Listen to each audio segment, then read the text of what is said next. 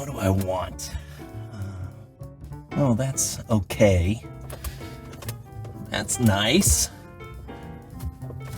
Well, that's old. Remember to throw that out. What? Ooh, that's nasty! Who put this in here?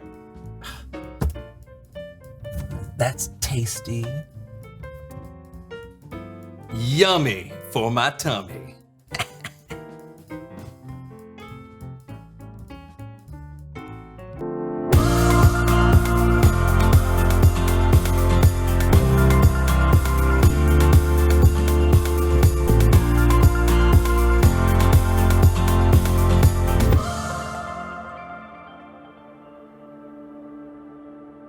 Dear God, Dad always says we can learn things the easy way or the hard way. But today, well, it sure wasn't easy, but I think it will get easier next time. It started at breakfast, when Dad said he had to go do some errands with Aunt Lisa. He said her family has been going through a tough time, and she needed him to help today. So he needed me to pitch in too. My little cousin Sam needed a place to hang out for a few hours. And all I could think about was that every time he came over, he broke stuff and took my things, and he never listens. Dad said, I really need you to control your temper and make sure he has a good time. I knew he was serious, so I told him I'd try. So when Sam got there and the first thing he did was spill his drink, I had to remind myself to try and be cool. Then when he didn't listen, when I told him not to feed the fish too much, I almost lost it.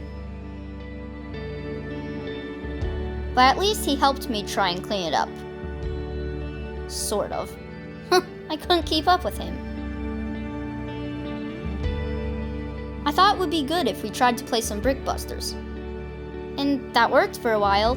But he broke the controller. He broke my controller! How do you even?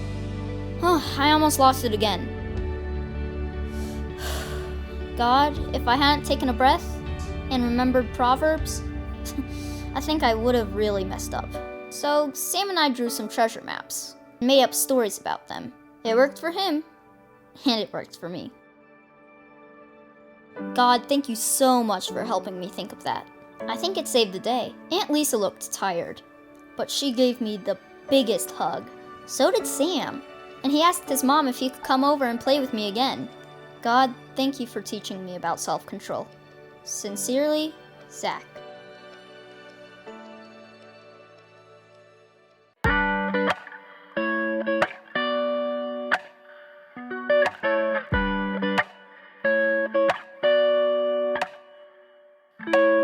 I'm at a stop sign, a fork in the road. Shaking my emotions, looking at my options. Which way to go? It's a moment of decision, an opportunity to do what's right by you and what's best for me. So maybe I will do just what I know that I should do, even when it isn't really what I'm wanting to. I know there is a way that I can honor you, and so I'm gonna do just what I know that I should do.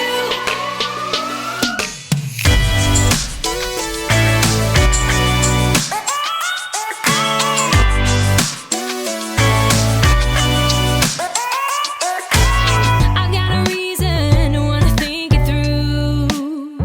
I know for every action there is a reaction. That's nothing new.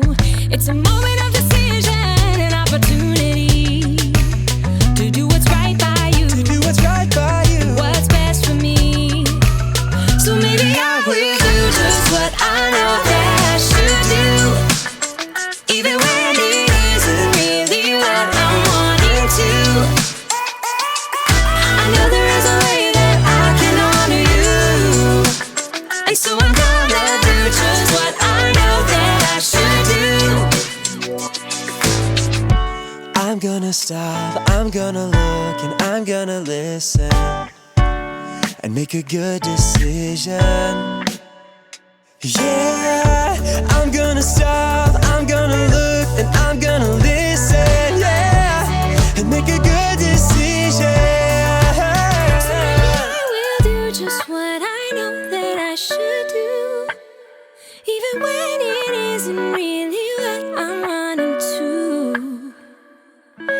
know there is a way that I can honor you. So I'm gonna do just what I know that I should do. So maybe I will do just what I know that I should do. Even when it isn't really what I'm wanting to. I know there is a way that I can honor you. And so I'm gonna do just what I know that I should do. Do just what I know that I should do. Do just what I know that I should do. So I'm gonna do just what I know that I should do.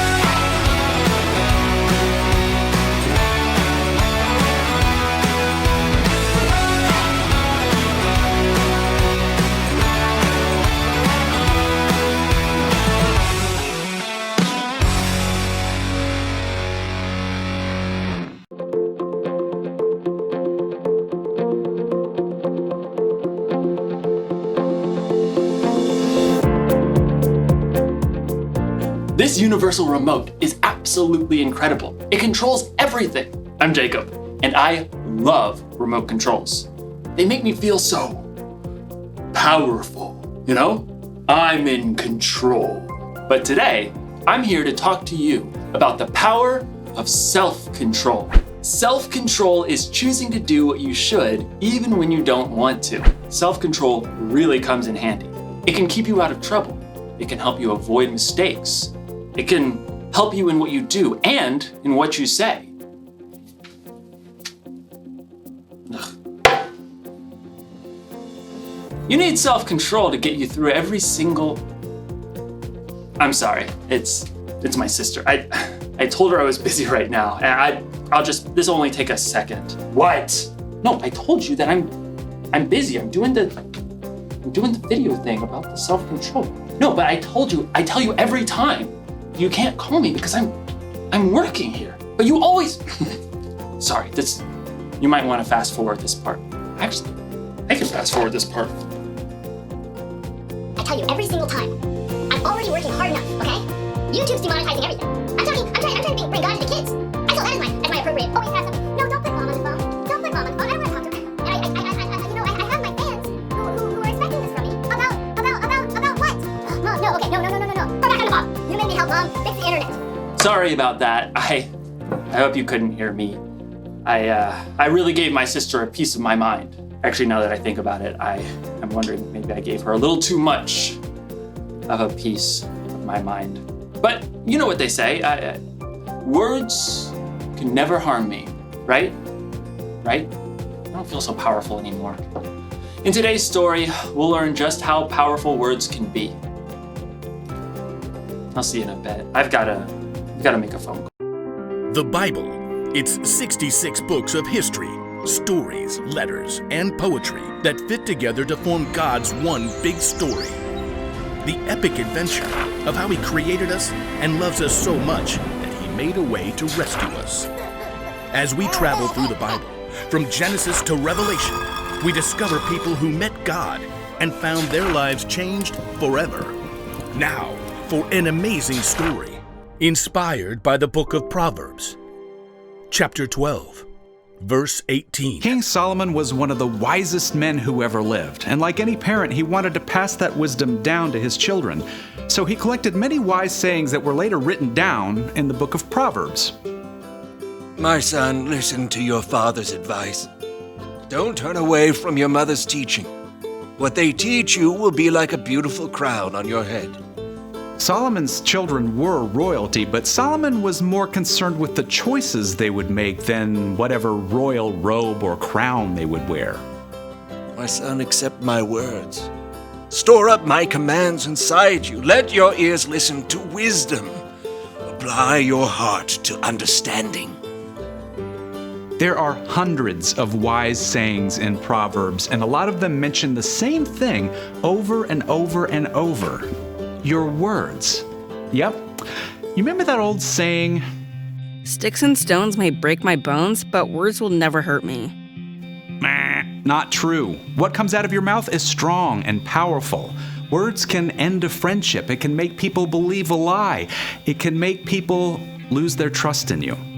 Here's what King Solomon had to say about it. The words of thoughtless people cut like swords, but the tongue of wise people brings healing. This is my double sword, commonly known as, scissors. Now, you might think that one tiny little comment might not really hurt anyone. That was a dumb thing to do. Can't you get anything right? Sorry, you can't sit here.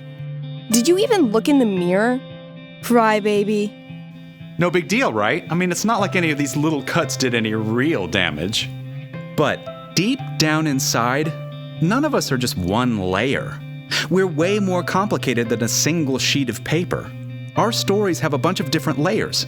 So when you say, just get over it, your words might cut way deeper than you ever imagined.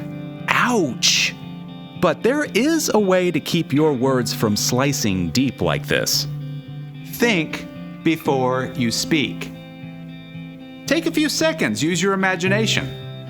Maybe you feel like saying, you're a loser, so you'll never hear me say you're good enough. Stop. Ask yourself, how would I feel if someone said this to me? Would it hurt? If the answer is yes, keep your mouth shut. Or better yet, change those words. You're good enough, so you'll never hear me say you're a loser.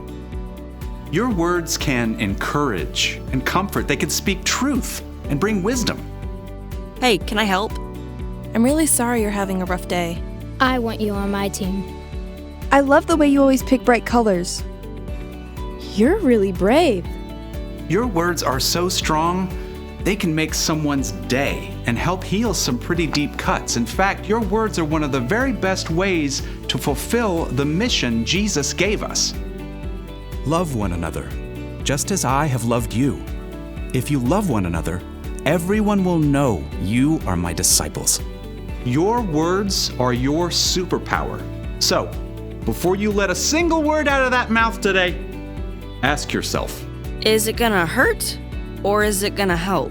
Like Solomon reminds us, the words of thoughtless people cut like swords, but the tongue of wise people brings healing. I shouldn't have said what I did. I'm sorry. I just lost my cool. And there was no reason for that. But I'm very sorry, and I love you. Thanks. All right. It feels a lot better when you're in control of the words you say. King Solomon had a way with words, so he really knew what he was talking about when he wrote, "The words of thoughtless people cut like swords, but the tongue of wise people brings healing." So if you don't think before you speak, you could really hurt someone. I bet you've been hurt by someone else who didn't think before they spoke. On the other hand, if you do think and you say encouraging words, you can help someone. Maybe you've been helped by someone's encouragement. It's strange how sometimes mouths move faster than our brains. It's like we can't wait to say that perfect comeback or tell that joke about someone that's just going to make everyone else laugh. But instead of fast forward, our words should be moving slow. Jesus had a half-brother named James, and he wrote this: "Everyone should be quick to listen, but they should be slow to speak. They should be slow to get angry." So the next time your mouth is moving fast forward and you think you're about to say something hurtful, slow down. Think about how your words are going to affect other people. Will they cut like a sword or bring healing? And if you absolutely can't think of any healing words to say, you might want to press the mute button. The one thing to remember today is,